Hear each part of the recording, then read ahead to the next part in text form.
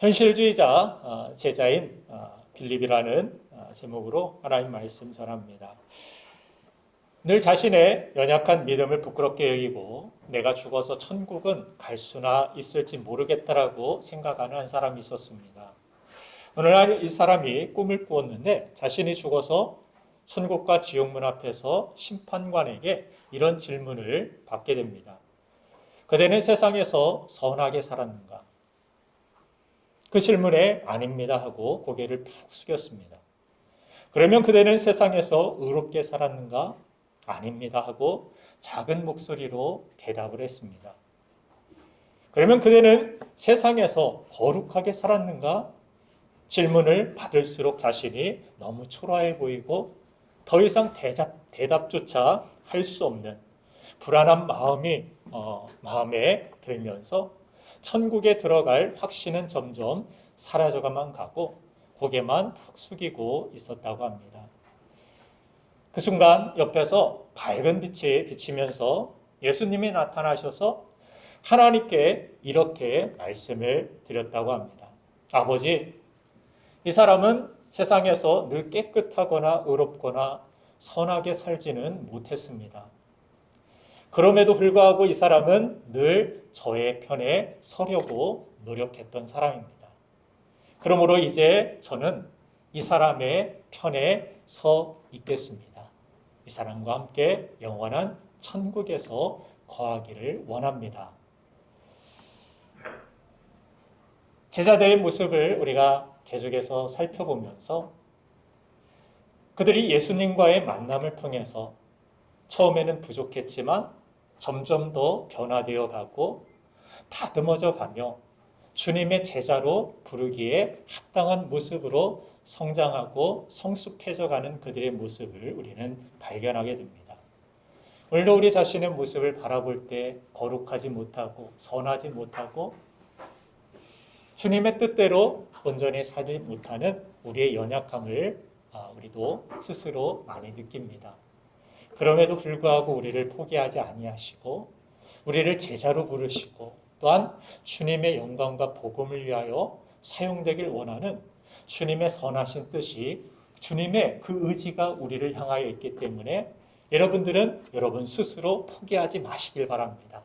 여러분들도 주님의 제자로 정말 이 땅 한 번밖에 없는 인생이지만 하나님의 영광을 위해 살다가 주님 앞에 서게 되는 그날에 우리 자신이 부끄럽고 연약한 모습이 많이 있었지만 그럼에도 나를 끝까지 인도하시고 붙들어 주시고 제자로 쓰임받게 하신 하나님 앞에 영광 돌리고 천국 문에 들어갈 수 있는 우리 모두가 되기를 주님의 이름으로 축복합니다. 오늘은 예수님의 12 제자 가운데 빌립에 대한 말씀을 살펴보고자 하는데 빌립은 예수님의 제자 중에 유일하게 그리스식 이름을 가진 제자였습니다. 빌립이라는 이름의 뜻은 말을 사랑하는 사람이라는 뜻입니다. 예수님이 이 땅에 오실 무렵에 빌립이라는 이름이 아주 유명했다고 합니다. 유행했다고 합니다. 왜냐하면 당시 전 세계를 정복했던 유명한 알렉산더 대왕 때문이었습니다. 알렉산더 대왕은 전 세계에 그리스 문화를 전파하고 전 세계를 하나로 만든 그런 사람인데 그 아버지 이름이 바로 빌립이었습니다. 당시 보수적이고 정통적인 이 유대인들은 빌립과 같은 그리스식의 이름을 갖지 않았다고 합니다. 그럼에도 불구하고 이 사람의 이름이 빌립이었다라는 것은 그의 집안이 상당히 개방적인 배경을 가졌을 것이며 이와 같은 개방성이 어쩌면 빌립으로 하여금 복음을 쉽게 받아들이게 만든 하나의 배경이 아니었을까 합니다. 정통 유대교를 따르는 대부분의 이스라엘 사람들은 지금까지도 예수님을 메시아로 인정하지 않는 모습을 보면 그 당시에 예수 그리스도를 메시아로 인정하고 받아들이고 따른다라는 것은 놀라운 일이 아닐 수 없는 것입니다. 그러나 그렇다고 빌립의 자신의 집안의 분위기 때문에 예수님을 메시아로 믿고 따른 것은 아님을 성경에 나타난 그의 기질을 보면 잘 알 수가 있습니다. 성경을 보면 빌립은 상당히 신중한 사람으로 돌다리도 두들기고 건너는 완벽주의적인 성격을 가지고 있음을 알 수 있습니다. 그의 MBTI로 보면 ISTJ, ETJ라고 부르는 거기에 속하는 사람이라고 이야기할 수 있습니다. 극한 현실주의자. 나는 본 것만 믿어. 나는 내가 가진 것만 붙들고 살아. 보이지 않는 것, 거기에는 어떤 불안함과 두려움을 느끼고 그것을 선택하고 따른다라는 것은 극히 위험한 그러한 생각이라고 여기는 사람입니다. 우리나라에 ISTJ들이 참 많이 있다고 합니다.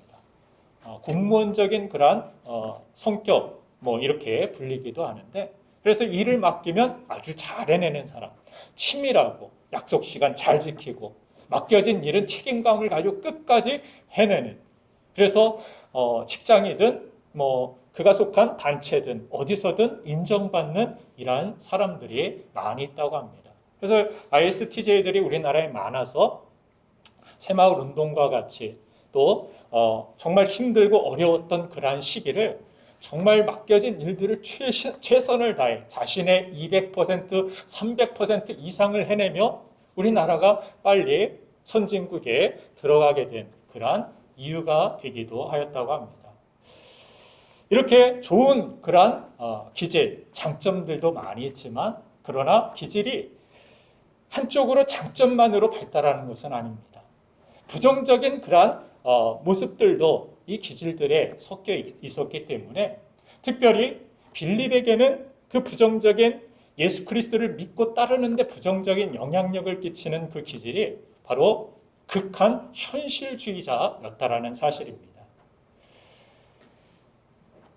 그를 잘 이해할 수 있는 빌립이 등장하는 성경 몇 군데를 우리 한번 찾아보고자 하는데, 먼저 요한복음 12장 20절부터 21절까지의 말씀을 한번 찾아보도록 하겠습니다. 같이 읽어볼까요? 시작.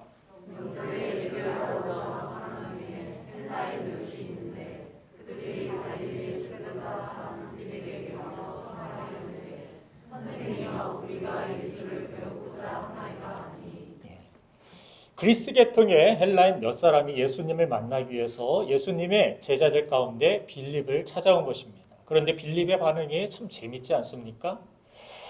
빌립의 반응이 어떠하였는지 다음 절 22절 말씀 같이 한번 읽어보겠습니다. 시작. 빌립이 안드레에게 가서 말하고 안드레와 빌립이 예수께 가서 여쭈니.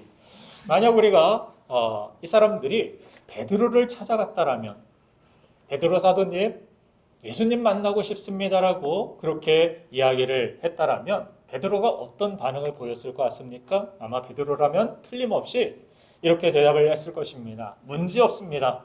저를 따라오시면 됩니다 하고 그 사람들을 바로 이끌고 예수님께 찾아갔을 것입니다. 그리고 나서 예수님께 직접적으로 예수님, 이 사람들이 예수님 만나고 싶다는데요 하고 그렇게 이 사람들을 연결시켜 줬을 것입니다. 다혈질적이고 충동적이고 약간은 자기를 과시하고 싶어하는 이러한 기질의 베드로는 당연히 이런 반응을 보였으리라 생각합니다. 그런데 빌립은 어떻습니까? 직접 예수님 앞으로 간 것이 아니라 먼저 안드레, 자신과 같은 제자인 안드레와 상의를 하는 모습을 성경은 기록하고 있습니다. 이 사람들이 예수님 만나고 싶다는데 괜찮을까요? 아무 문제 없을까요? 이렇게 의논하고 계획한 후에 안드레와 빌립이 이들을 데리고 예수님 앞으로 찾아갔다라고 성경은 기록합니다. 빌립이 상당히 신중하고 그가 충동적인 행동을 하지 않고 깊이 생각하고 또 계획하고 또 점검해보고 확인해보고 그리고 나서 행동하는 빌립의 기질을 우리는 성경에서 발견하게 되는 것입니다. 우리는 또한 요한복음 14장에서 또 다른 사건을 만나게 되는데, 요한복음 14장 6절 7절을 보면은 예수께서 우리가 잘 알고 있는 그런 말씀을 우리에게 들려주시죠. 같이 한번 읽겠습니다. 시작. 예수께서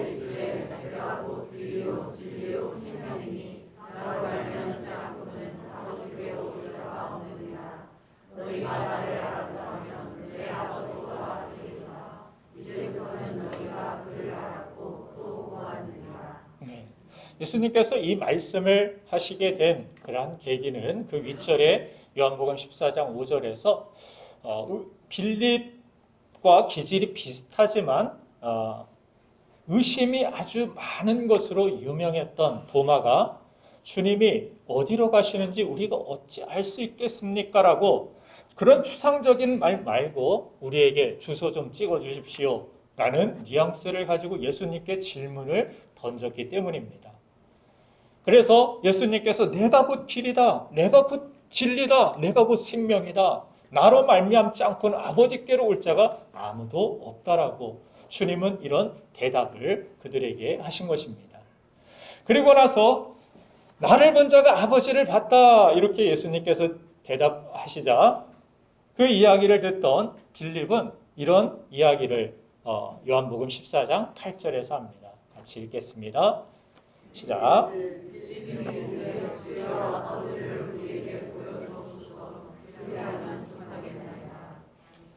무슨 말입니까? 말로 말고 사진이라도 한 장 저희에게 보여주십시오. 하나님 사진 좀 보여주세요. 아버지를 봤다고 하는데 저는 아버지를 확인하지 못했습니다. 그러면 좋겠습니다. 아버지를 좀 보여주십시오. 나를 본 자가 아버지를 보았다. 내 안에 아버지께서 계시고 나도 아버지 안에 있다. 내가 행하는 너희가 믿지 못하면 그 기적을 통하여서라도 믿어야 된다. 예수님께서 계속해서 그 말씀을 이어가시는데 이렇게 신중한 실증주의적인 그러한 성격을 과학자처럼 지내고 있는, 실제로 만지고 확인하고 싶어하는 이런 성격을 우리가 다시 한번 확인하게 될 수 있습니다. 이렇게 신중한 완벽주의자가 어떻게 예수님을 그렇게 쉽게 따라 나설 수 있었을까? 정말 예수님이 메시아의 심을 어떻게 한눈에 보고 알 수 있었을까? 저는 제자들이 예수님 따라가는 모습을 보면 그게 정말 신기했습니다. 어떤 사람은 막 그물까지, 생업까지 포기하고 예수님을 막 따라 나서는데 그런 일들이 정말 가능할까? 이것은 정말 택하심의 신비라고밖에 말할 수밖에 없을 것입니다. 우리가 예수 그리스도를 믿고 구원받고 하나님 백성이 되어서 내 자신도 하나님을 예배하고 섬기는 사람이 되었다는 것 또한 택하심의 신비이며 은혜라고 저는 믿습니다. 의심 많은 저도 예수 그리스도를 나의 구주로 믿게 되었다는 것, 이건 하나님이 나에게 주신 선물이고 이건 기적 중에 기적이 아닐 수 없다는 것입니다. 여러분들 자신도 그렇게 생각하지 않습니까? 나 같은 사람이 어떻게 하나님의 사람이 되고 예배자가 되고 하나님을 섬기는 그런 삶을 살아갈 수 있을까? 이건 전적인 하나님의 택하심과 하나님의 은혜의 섭리라고밖에 설명할 수 없는 일입니다. 그런데 흥미로운 사실은 예수님이 제자들을 부르실 때 각 사람을 그의 기질에 적합한 방식으로 부르셨다는 사실입니다. 다혈질의 베드로는 열정도 있지만 쉽게 행동했기 때문에 또 쉽게 실패하기도 하고 좌절하고 상처받고 또 낙심해서 의기소침해하는 그러한 성격을 가졌습니다. 이런 베드로를 만났을 때 예수님은 뭐라고 말씀하십니까? 너를 장차 개발하리라.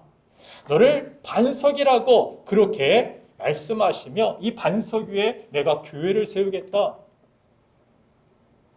나같이 감정적이고 실수 많고 실패 많은 나에게 반석이라고 말씀하시는 주님, 그 주님의 말씀을 들었을 때 아마도 베드로는 그 말씀 안에서 희망을 보았고 자신이 주님을 따른다라면 나같이 실수 많고 연약한 사람도 그렇게 주님의 제자로 쓰임받는 그러한 삶을 기대하며 주님을 따랐을 것입니다. 그런가 하면 안드레나 요한을 만났을 때 예수님이 어떤 방식으로 접근하셨습니까? 그들이 따라올 때 너희가 원하는 것이 무엇이냐? 무엇을 구하느냐? 이렇게 물으십니다. 그에 대한 대답으로 어디에 사십니까? 하고 그들이 묻자 와서 보라. 가서 나와 함께 교제하자. 이렇게 말씀하시고 이런 친근한 방법으로 그들을 교제장으로 초청하여 부르시는 모습을 봅니다. 하지만 빌립의 경우에는 그들과 전혀 다른 모습으로 부르셨습니다. 만나자마자 뭐라고 말씀하셨는지 요한복음 1장 43절 말씀에서 한번 같이 읽어보겠습니다. 시작.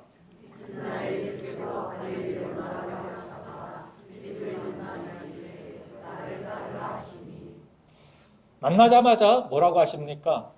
잔말 말고 나를 따르라. 빌립 얼굴 보자마자 나를 따르라. 의심 많고 현실주의적인 이 빌립이 이 말씀에 대하여 어떻게 받아들였을까? 이것이 정말 그에게 정말 와닿았을까? 저는 의심이 가기도 했습니다. 그런데 잘 생각해 보니까 정말 단도직입적이고 정말 단호한 그러한 어조로 주님께서 말씀하신 이 말씀에 또 주님의 뜻이 있다라고 생각이 됩니다.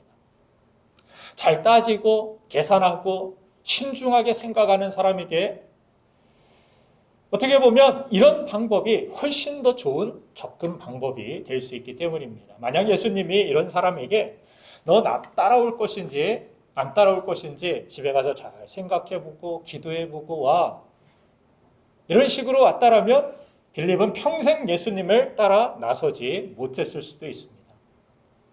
지금은 유명한 목사님이 되신 분인데 지금은 성도가 5만 명 이상 그런 큰 교회 담임으로 사역하시는 분이십니다. 근데 이분이 신앙생활을 처음 시작하게 된 그러한 계기가 자기 친구 때문이었다고 합니다. 이 친구가 시간 날 때마다 자기 반에 와가지고 자기에게 예수 믿으라고 하고 같이 교회 가자라고 전도를 계속 하는데 자신은 그 말이 믿어지지 않았다라고 합니다. 예수님이 무슨 죄를 사하시고 구원해 주신 그러한 주님이신가 믿겨지지 않았다라고 합니다. 그래서 여러 가지 반문들을 하고 질문을 하고 따졌는데 이 친구가 쉽게 복음을 받아들이지 않으니까 신경질이 났던지 이렇게 말했다고 합니다. 너 지옥은 있든 없든 둘 중 하나인데 지옥이 있다면 넌 틀림없이 지옥 간다. 그렇게 악담을 하고 가버렸다라는 것입니다. 그래서 이 목사님이 그럼 너 오늘부터 나랑 절교야. 너 같은 인간은 절대 내가 상대 안 한다 앞으로. 그리고 친구에게 절교를 선언했다고 합니다. 그런데 그날 밤부터 자꾸만 지옥이 생각이 나더라는 것입니다. 책을 펴도 지옥이 생각나고 밥을 먹는데도 지옥이 머릿속에 떠오르고 생각이 나더라는 것입니다. 어떻게 생각하면 굉장히 나쁜 전도 방법 같고 전혀 매너가 없는 그러한 전도 방법인데 그것이 자신의 삶을 송두리째 뒤흔들어 놓았다고 합니다. 혹시 지옥에 있다면 너는 그곳에 갈지도 몰라. 굉장히 무례하게 던진 그런 메시지가 신앙에 대하여 깊이 생각하게 하는 계기가 되었다고 합니다. 그러고 보면은 어떤 전도 방법이든 쉽게 나쁘다라고 단정할 수는 없다라고 여러분들께 말씀을 드리고 싶습니다. 가끔 보면 지하철이나 서울역이나 이런 데 가보면은 예수천당 불신지옥, 눈살을 찌푸리게 만듭니다. 많은 사람들이 욕하고 손가락질하고 그러지만 그런 분들을 통하여서도 아직도 복음을 전하기 위하여서 방법은 좀 투박하고 방법은 좀 사람들에게 소음을 주고 불편을 주는 그런 모습이 있지만 그러나 그런 삶을 통하여서도 하나님께서 누군가를 또 깨닫게 하시고 돌아오게 하시는 그러나 하나님의 섭리가 있다는 사실을 우리는 알아야 된다는 것입니다. 그래서 함부로 누군가 복음을 전할 때 방법이 다르고 방법이 틀렸다고 정죄하고 비판하는 것, 이것은 잘못된 태도라는 사실입니다. 내가 전도하고 있느냐, 이것이 중요한 것입니다. 그렇죠? 아멘? 네. 전도하고 있습니까? 자, 하나님은 그런 메시지나 방법도 사용하셔서 놀라운 일들을 이루실 수 있는 전능하신 하나님이시기 때문입니다. 신중하고 그렇게 확인해야 안심이 되는 빌립에게 주님은 아마도 권위 있게 그렇게 말씀을 하셨던 것일 것입니다. 나를 따라오라. 그리고 그 한마디를 듣고 따라 나선 것이 빌립의 인생에 있어서 새로운 인생의 전환점이 되었고 새 여행의 출발이 된 것입니다. 그러면 이제 예수님을 따르기 시작한 빌립의 믿음은 어땠을까요? 예수님을 따르자마자 온전해졌을까요? 그렇지 않습니다. 우리도 신앙생활 하면서 자주 느끼는 거지만 예수님을 영접했다고 해서 내 믿음이 갑자기 성장하던가요? 처음에 확신을 가지고 뜨거운 마음을 가지고 예수님을 따라 살기를 결단했지만 어떤 상황이 오면 내가 얼마나 믿음이 연약한 사람인지를 실감하게 될 때가 많지 않습니까? 빌립도 그랬습니다. 오늘 본문을 보면 우리가 잘 아는 오병이어의 사건이 등장합니다. 그리고 이 사건의 현장에 바로 빌립이 등장합니다. 본문에 오병이어의 기적이 있기 전에 예수님이 38년 된 병자를 고치셨습니다. 그 일 후에 많은 사람들이 예수님을 따라다녔습니다. 얼마나 많은 사람들이 모였는지 본문 5절을 보면 큰 무리라고 그렇게 표현을 하고 있습니다. 큰 무리가 모여있다. 다른 복음서에서는 남자의 수만 5,000명, 그러니까 여자 아이까지 하면 10,000명 이상, 15,000명 가까이 되는 수많은 사람들이 그것도 아무것도 없는 빈 들에 모여 있었다라는 사실입니다. 그 예수님이 서 계신 곳은 먹을 것을 구할 수 없는 빈들입니다. 그런데도 예수님께서는 모여온 사람들을 먹이시려는 그러한 생각을 하셨고, 그리고 빌립에게 이런 말씀을 하셨죠. 오늘 5절 말씀을 다시 보면 우리가 어디서 떡을 사서 이 사람들을 먹이겠느냐 하시니 예수님께서 빌립에게 그런 말씀을 주십니다. 이 많은 사람들을 어디서 떡을 사서 먹게 할 수 있을까? 그러자 빌립의 대답은 무엇이었습니까? 불가능합니다. 살 데도 없고 돈도 없습니다. 이 사람들 먹일 수 없습니다. 7절에 보면은 200데나리온의 떡이 부족하다라고까지 이야기합니다. 벌써 숫자 파악이 딱 나왔습니다. 머릿속에 엑셀이 들어있는 것 같아요. 탁탁 200데나리온. 200데나리온이면 한 2, 3천만 원 정도 되는 돈입니다. 2, 3천만 원 정도의 돈이 우리에게 없습니다. 이 사람들 못 먹입니다. 어떻게 보면 빌립의 이러한 계산과 생각은 참으로 논리적입니다. 납득 가능한 일입니다. 그런데 이 빌립에게 있어서 예수님께서 오늘 뭐라고 하셨느냐면 6절에 보니까 빌립을 시험하고자 하심이라. 무슨 이야기를 하십니까?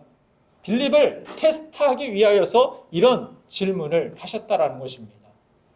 예수님은 어떻게든 이 사람들을 먹일 수 있는 방법들이 예수님 자체가 하나님이시니까 그런 기적을 충분히 베푸실 수 있는 분이셨습니다. 그러나 빌립에게 시험하고자 하셨다. 테스트, 학교에서 시험 문제는 무엇을 위한 것입니까?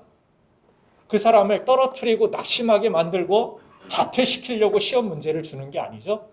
공부하게 하고 배우게 하고 시험 문제를 틀렸다 할지라도 거기에서 깨달음이 있고 성장할 수 있기 때문에 시험 문제를 제출을 하는 것입니다. 자신이 지금 무엇에 대하여 실패하고 있고 어느 수준에 놓여 있는지를 잘 알게 하기 위하여서 시험이라는 것을 주십니다. 주님께서도 우리에게 그런 시험 문제를 내실 때가 종종 있습니다. 너의 믿음이 지금 어디에 걸려 있느냐? 너는 무엇 때문에 더 나아가지 못하고 있느냐? 이런 시험 문제들을 우리의 삶의 현실에 여러 가지 일들을 통하여 우리에게 주실 때가 있다는 사실입니다. 빌립은 지금까지 아까도 말씀드렸듯이 38년 된 병자가 고침을 받는 것도 보았고 누가복음 9장에 보면 그렇게 수많은 사람들이 모인 자리에서도 병 고치는 기적의 역사가 나타났음을 누가복음 9장 11절에서 기록하고 있습니다. 그런 것을 눈으로 다 보았음에도 불구하고 빌립의 생각은 여전히 부정적인 것을 벗어나지 못했습니다. 안 되는 건 안 돼. 돈이 없어서 못하는 건 못하는 거야. 아주 정확하고 신중해서 사람들에게 인정받는 그런 사람이지만 자기 기준이 강하고 조금은 부정적인 그런 ISTJ의 성향의 기질을 우리에게 잘 보여주고 있습니다. 그럼에도 불구하고 빌립은 결국 자신이 가진 기질의 약점, 한계를 뛰어넘어서 주님의 신실한 제자로서 많은 영혼들을 살리고 교회를 세우며 복음을 전하다가 순교하게 됩니다. 전승에 의하면 나중에 그의 사역의 무대는 소아시아, 지금 고통받고 있는 튀르키예, 터키, 이 지역에서 주로 복음을 전한 사람이 빌립이었습니다. 특별히 라오디게아 교회와 골로새 교회를 중심으로 활동했다라는 그런 기록이 교회의 역사서에 남아 있습니다. 빌립은 갈라디아에서 전도하다가 다시 골로새 히에라폴리스라는 지역으로 돌아왔고, 돌아와서 복음을 전하다가 마침내 체포를 당하고 히에라폴리스 언덕에서 돌에 맞아 순교를 당하게 됩니다. 지금도 그 지역에는 사도 빌립 순교 교회의 흔적이 그대로 남아 있습니다. 많은 사람들이 성지 순례를 가는 곳이기도 한데, 이와 같이 모든 기질에는 약점과 강점이 있습니다. 그런데 그 약점을 넘어서고 극복하면 오히려 더 큰 강점이 될 수 있고, 많은 사람들을 살리고 세우는, 몸된 교회를 건강하게 만들고 많은 영혼들에게 진정한 기쁨과 자유를, 행복을 전해주는 축복의 통로로 쓰임받을 수 있는 것입니다. 그러면 빌립이 가진 여러 가지 약점에도 불구하고 그가 주님의 귀한 제자로 아름답게 끝까지 충성스러운 제자로 남을 수 있었던, 쓰임받을 수 있었던 그 비밀을 두 가지로 우리가 요약해 살펴보고자 하는데, 첫 번째는 바로 좋은 믿음의 친구들을 가졌다라는 것입니다. 그의 주변에는 항상 믿음의 좋은 사람들이 있었습니다. 성경은 빌립을 절대 혼자 언급하지 않습니다. 빌립은 늘 누구와 더불어 같이 있다든지 같이 대화를 하는 그런 모습으로 나타내고 있습니다. 요한복음 1장에서도 보면은 예수님을 만나고 와서 그 이야기를 나다나엘과 나누는 모습을 기록합니다. 자신이 예수님이라는 분을 만났는데 그분이 메시아 같다라는 그런 내용을 가지고 대화하는 모습을 봅니다. 그러면서 당신도 한번 와봐, 나랑 같이 가자, 이렇게 전도까지 하는 이 빌립의 모습을 성경은 기록합니다. 그리고 헬라 사람들이 찾아왔을 때 그는 또한 자신의 소심함을 극복하면서 믿음에 도달하고 그 믿음을 강화시킬 수 있도록 이렇게 믿음의 사람 또한 안드레와 함께 대화하는 모습을 보게 됩니다. 자신이 여러 가지 생각으로 가득 차서 또 두려움으로 인하여서 무엇을 결정하지 못하고 선뜻 일을 이루어 나가지 못했을 때 이렇게 옆에서 조언해주고 자신의 방향을 이끌어주고 함께 그 고민을 상담하고 또한 해결했던 좋은 믿음의 동역자들이 옆에 있었다라는 사실, 이것이 빌립에게 놀라운 축복이 되었다라는 사실입니다. 오늘 본문 말씀도 보면 오병이의 현장에 빌립만 있는 것이 아니라 거기에서 누가 있었음을 성경은 기록합니까? 안드레라는 사람, 그죠? 안드레 제자가 오늘 8절 말씀을 한번 본문 말씀, 요한복음 6장 8절 말씀을 한번 읽어보면, 제자 중 하나고 시몬 베드로의 형제 안드레가 예수께 여짜오되 하면서 9절에 뭐라고 기록합니까? 여기 한 아이가 있어 보리떡 5개와 물고기 2마리를 가지고 있나이다. 그러나 그것이 이 많은 사람에게 얼마나 되겠사옵나이까. 안드레가, 예수님은 빌립에게 질문을 하셨는데 거기 지나가던 안드레가 듣고 사람들에게 찾아 나섭니다.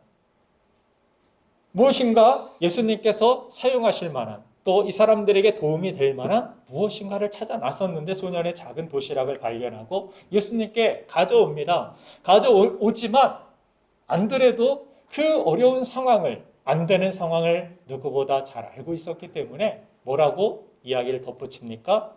그러나 그것이 이 많은 사람에게 얼마나 되겠사옵나이까. 빌립과 별 다른 바 없는 것 같지만 빌립은 이 모든 상황들을 계산하고 계획하고 그리고 답이 분명히 나와 있었습니다. 뭐라고? 안 된다고.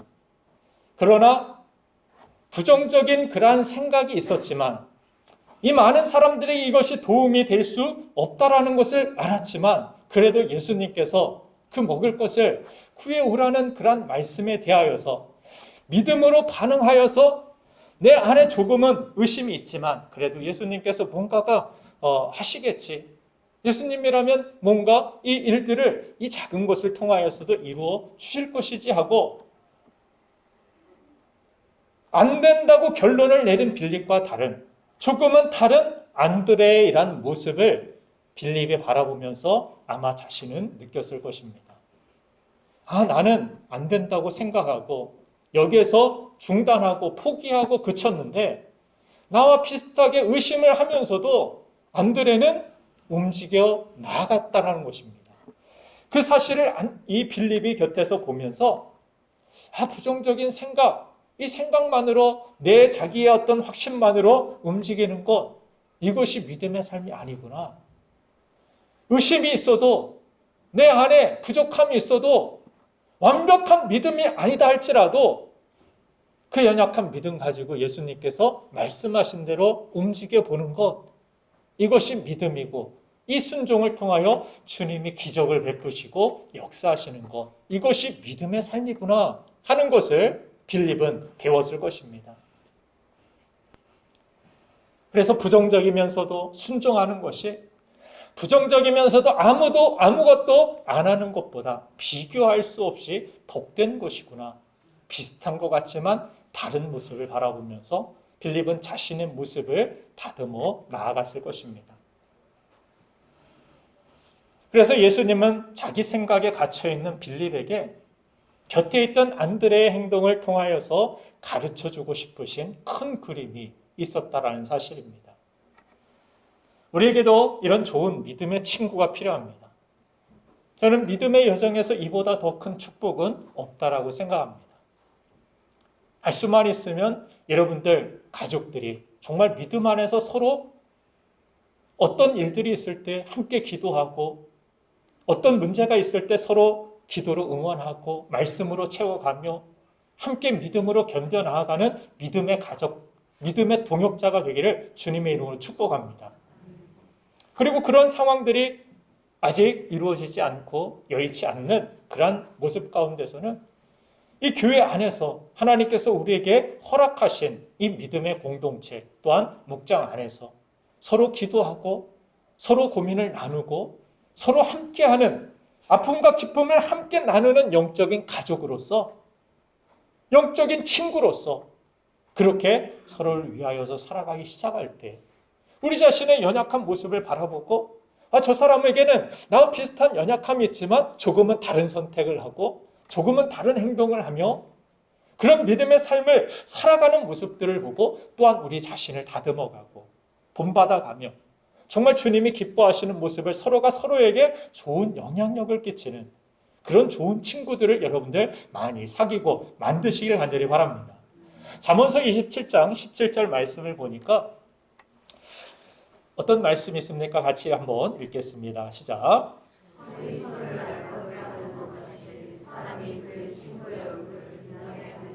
아멘. 철이 철을 날카롭게 한다.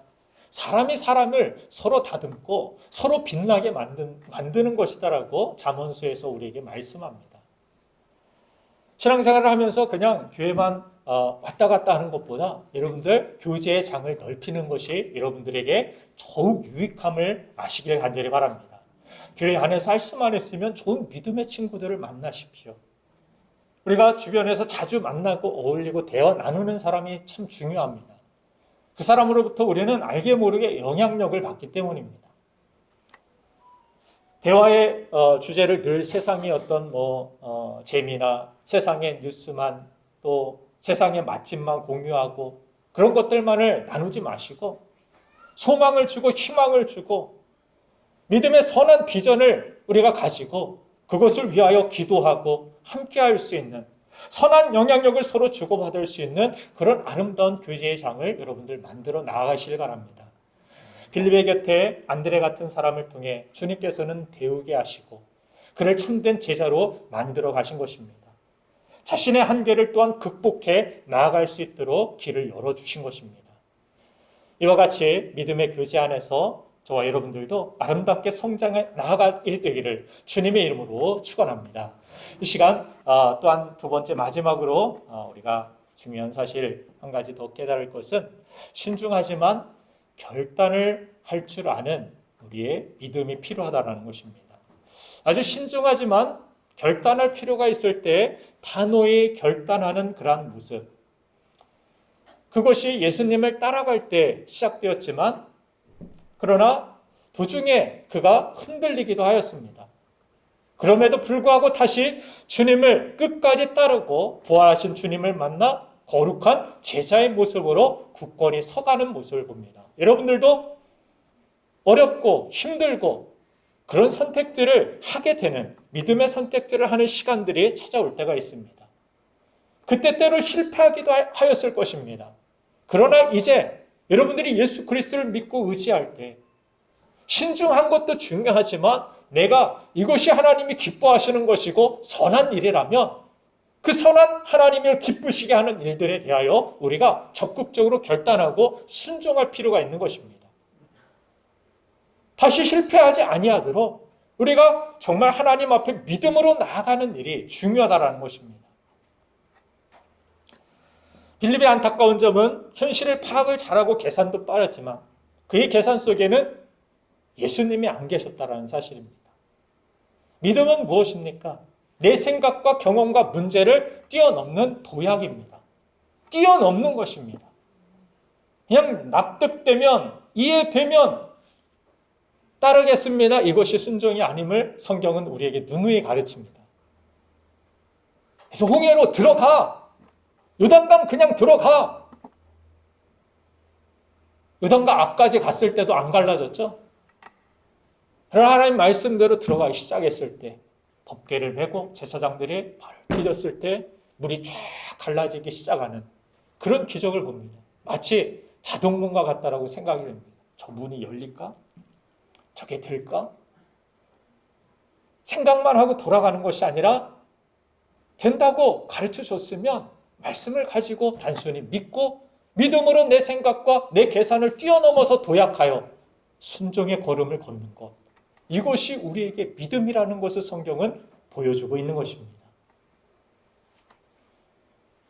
오늘 주님은 그래서 우리들에게 자신의 생각과 계산을 뛰어넘지 못했던 빌립을 통해서 믿음은 바로 뛰어넘는 것이라고 교훈하고 계신 것입니다. 너희가 하나님의 능력을 제한하지 말아야 된다. 네 계산으로 하나님의 능력이 나타날 것을 가두어 두지 말고 믿음으로 뛰어넘어 그 계산을 깨트리고 하나님의 능력을 제한하지 말라는 것. 이것이 우리에게 주시는 귀한 메시지인 것입니다. 그래서 하나님께서 일하시도록 순종하는 믿음을 가져. 그래서 우리 크리스찬의 삶이 초점은 늘 계산이 아니라 순종하는 일에 초점을 맞춰야 된다는 것입니다. 만일 우리가 현실의 테두리 안에서 내 판단과 이성과 경험 안에 하나님의 능력을 제한해 버린다면 우리가 하나님의 어마어마한 능력과 하나님의 역사하심을 완전하게 풍성하게 경험하고 누릴 수 없게 될 것입니다. 내가 지금 내 지식과 경험에 의존해 살고 있는지, 그 문제를 내 계산만으로 붙들고 씨름하고 있는지, 아니면 전능하신 예수님을 그 계산에 넣고 생각하고 있는지, 그 계산에 넣고 하나님이 기뻐하시는 대로 내가 순종하고 있는지, 이것을 우리가 늘 점검하는 신앙생활을 살아야 한다는 것입니다. 내 생각과 경험을 넘어서 일하실 하나님을 향하여서 우리 마음과 삶을 열어놓고 믿음으로 순종하여 하나님의 일하심을 보게 되는 우리 모두가 되기를 간절히 소망합니다. 하나님을 향한 그런 믿음이 있기를 원합니다. 내 계산만 있는 삶이 아니라 믿음이 있는 삶. 계산에서 믿음으로 넘어가는 그 믿음의 도약, 그 결단이 우리에게 필요하다는 것입니다.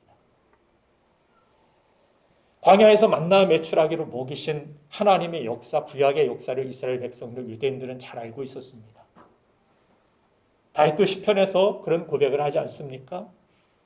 나의 도움이 어디서 올까?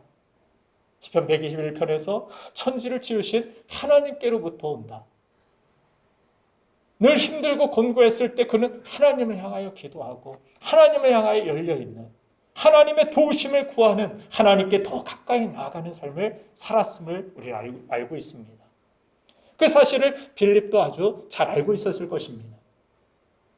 예수님은 이 빈들에서 광야 같은 그곳에서 이 수많은 백성들 음식도 살 곳도 없고 구할 곳도 없고 돈도 없는 그곳에서 주님께서는 의도적으로 이 빈들에서 먹을 것에 대하여서 말씀하셨을 것으로 저는 해석합니다.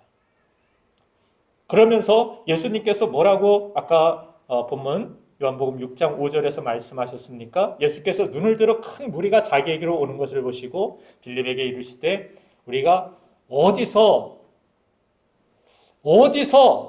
떡을 사서 이 사람을 먹이겠느냐. 예수님의 액센트는 어디서에 있었습니다.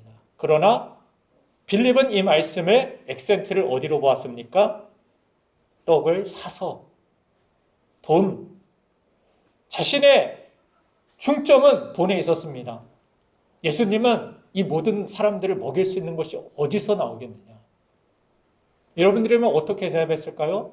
정답 다 알고 있으니까 뭐 쉽게 대답할 수 있었겠지만 예수님께는 나옵니다 하고 다 여러분들은 달려나갔겠죠.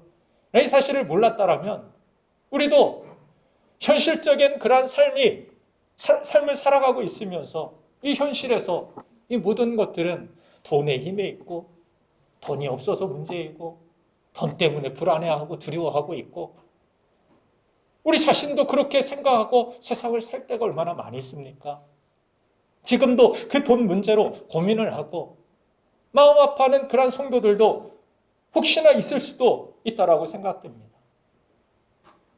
그러나 주님은 말씀하십니다. 이게 어디서 오느냐? 이 모든 것들을 채우시는 것이 하나님 아니겠느냐? 주님은 이것을 말씀하고 싶으신 것입니다. 이런 대답을 듣기를 원하신 것입니다. 어디서 오냐?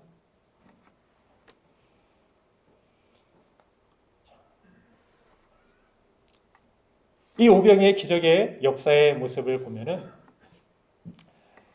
예수님께서 그 아이의 떡과 물고기를 가지고서 축사하시는 그러한 모습을 성경은 기록하고 있습니다. 예수님께서 그 음식에 대하여서 축사하신 사실이 11절 말씀에 기록되는데 예수께서 떡을 가져 축사하신 후 앉아있는 자들에게 나눠주시고 물고기도 그렇게 그들의 원대로 나누어 주시니라고 성경은 기록하고 있습니다. 예수님의 축복이 있을 때 우리는 나누는 인생을 살아갈 수 있습니다.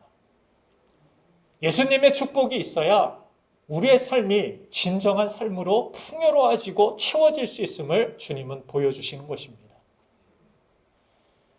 돈 문제는 돈으로 해결해야지, 내 능력으로 해결해야지, 계산기만 두들겨 있고 머리 아파하고 있는 빌립에게 이 모든 것들이 어디서 오느냐? 천지를 지으신 하나님께로 오지 않느냐? 너의 도움이 어디서 오느냐? 하나님께 있지 않느냐? 빌립아, 이제 네 계산기 내려놓고 나를 더 신뢰할 수 있겠니? 나를 더 신뢰하지 않겠니? 너의 인생도 축복을 나누는 인생, 사람을 살리는 인생, 이런 인생으로 살아갈 수 있음을 주님은 말씀하시는 것입니다. 시편 121편 1절 말씀을 같이 한번 읽어볼까요? 시작. 내가 산을 향하여 눈을 들리라. 나의 도움이 어디서 올까? 아멘. 여러분들의 도움이 어디서 옵니까? 하나님, 천지를 지으신, 그 산을 지으시고 이 우주 만물을 지으신 하나님께로부터 옴을 믿으시기를 간절히 바랍니다. 빌리 그레엄 목사님이라는 분이 계시는데 빌리 그레엄 목사님이 자서전에 이런 내용이 있습니다. 아주 도덕적으로도 끝까지 흠없이 많은 사람들의 존경받았던 그런 목사님으로 남으신 분인데 20대에 자유주의적인 신앙을 가진 그 교수님을 만나가지고 모든 성경이 하나님의 말씀은 아닐 수도 있다라며 자신의 견해를 이 목사님에게 전합니다. 근데 이 목사님이 아까 서두에 말씀드린 그 목사님처럼 이 이야기가 계속해서 생각나더라는 거예요. 성경을 읽으면서도 이거 하나님의 말씀이 아닐 수도 있는 거 아니야? 그러면서 설교 준비를 하고 말씀을 전하는데도 자신 있게 이 모든 것이 하나님의 말씀이라고 선포하지 못하는 자신의 흔들리는 모습을 보고 자신이 심히 고민을 하게 되었다고 합니다. 그리고 고민하며 기도하는 가운데, 슬럼프에 빠진 가운데 어느 날 이 성경을 끼고 조용한 곳에서 기도하는 중에 하나님께서 그런 음성을 주셨다는 것입니다. 네가 아는 그러한 지식을 가지고, 네가 아는 경험을 가지고 하나님의 역사와 하나님의 계획과 하나님의 일들을 다 알 수 있겠니? 다 이해할 수 있겠니? 너보다 더 크신 하나님, 더 지혜로우신 하나님, 그 하나님이 하시고자 하신다라면 능치 못할 것이 무엇이 있겠느냐? 이런 음성이 그 마음에 크게 들렸다고 합니다. 그러나 그런 음성을 가지고 하나님의 말씀을 읽는데, 맞아, 하나님이 하시고자 하시면 뭐 이것보다 더한 일, 이것보다 더 큰 일, 그런 일들도 쉽게 말씀만으로도 이루실 수 있는 하나님, 그 하나님이 내가 믿는 하나님이지. 그리고 나서 이분이 이 이후부터 설교의 특징을 갖게 되고 이 말씀을 듣는 사람들이 놀라운 변화와 역사가 있고 부흥이 일어났다고 합니다. 어떤 이야기냐면 이분의 설교 서두에는 늘 그렇게 이야기한다고 합니다. 하나님 성경 말씀에는 하나님이 말씀하사, 항상 말 앞에 성경은 말씀하시기를 The Bible says 이렇게 하고서 말씀을 전한다고 합니다. 성경은 말씀합니다. 이 성경은 하나님이십니다. 이 성경은 하나님의 역사입니다. 믿습니까? 그런 확신이 있는 그곳에 하나님이 그 말씀을 통하여 역사하기 시작하고 부흥의 역사가 시작되었다는 사실입니다. 우리도 마찬가지입니다. 신중할 줄 알아야 되지만 하나님의 말씀대로 우리가 살기를 결단하고 그 말씀이 내 삶 속에 하나님의 역사가 될 수 있도록 그렇게 결단하는 저와 여러분들이 되어야 될 줄로 믿습니다. 주님은 때로 우리를 광야로 이끄실 때가 있습니다. 이 빌립을 교육시키고자, 깨닫게 하시고 성장시키고자 많은 사람들이 먹을 것도 없는 그 광야에 모이게 하시고 그곳에서 이 문제를 도저히 풀 수 없는, 자신의 지혜와 계산기로는 도저히 해결할 수 없는 그 광야에 주님은 빌립을 초대하신 것입니다. 우리도 그렇게 주님께서 광야로 이끄실 때가 있습니다.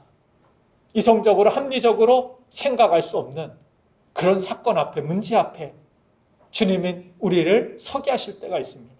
믿음이 아니고는, 기도가 아니고는, 순종이 아니고는 설 수 없는 그 자리에 서 보게 하시는 것입니다.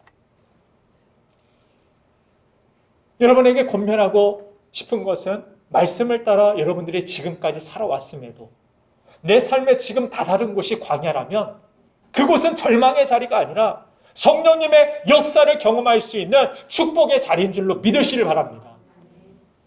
그 광야에서 우리가 해야 할 일은 빌립처럼 계산만 하고 생각만 하고 있을 것이 아닙니다. 이제는 주님의 말씀대로 살겠습니다라고 결단해야 될 때입니다. 나도 안드레처럼 내 안에 아직도 내 안에 부정적인 마음이 있고 이것이 될까? 기도한다고 될까? 순종한다고 될까? 내가 헌금하고 헌신한다고 해서 뭐가 달라질까? 그런 부정적인 생각이 가득하고 있다 할지라도 하나님의 말씀이, 하나님이 기뻐하시는 뜻이 이 예배에, 여러분들의 삶의 헌신에, 여러분들의 기도에, 여러분들의 하나님의 뜻이 있다라면 그 뜻대로 살기를 여러분들 결단하시길 바랍니다. 사랑하는 여러분들, 믿음은 나의 생각과 지식으로 이루어지는 것이 아니라 제자는 하나님의 말씀을 따라서 사는 사람들입니다. 그곳에서 하나님을 경험하는 사람들이 바로 주님의 제자의 삶인 것입니다. 빌립은 계산적이고 현실만 바라보는 사람이었지만 보이지 않는 하나님을 믿고 천국이 있음을 믿는다는 것이 체질적으로 어려운 사람이었지만 그럼에도 예수님은 그런 빌립을 찾아오셨고 제자로 부르셨고 여전히 의심도 있고 여전히 실수도 있고 실패도 있었지만 그를 포기하지 않고 성장시켜 주시고 다듬어 주셨습니다. 그런 주님께서는 오늘도 저와 여러분들에게 찾아오시고 여러분들을 붙드시고 그 광야의 현장 속에서도 주님은 우리의 믿음이 성장하길 원하고 또한 우리가 결단하고 주님의 뜻 가운데 서기를 소망하시는 줄로 믿습니다. 그래서 오늘도 하나님의 말씀을 따라 하나님을 경험하시고 주님의 부르심 가운데 아직도 결단하지 못하고 갈등하는 그런 사람들이 있다라면 빌립처럼 결단하고 주님을 따라 주님께 크게 쓰임받고 영광 돌리는 삶이 되기를 주님의 이름으로 축복합니다. 이 시간 우리 함께 잠시 결단하고 기도하겠습니다.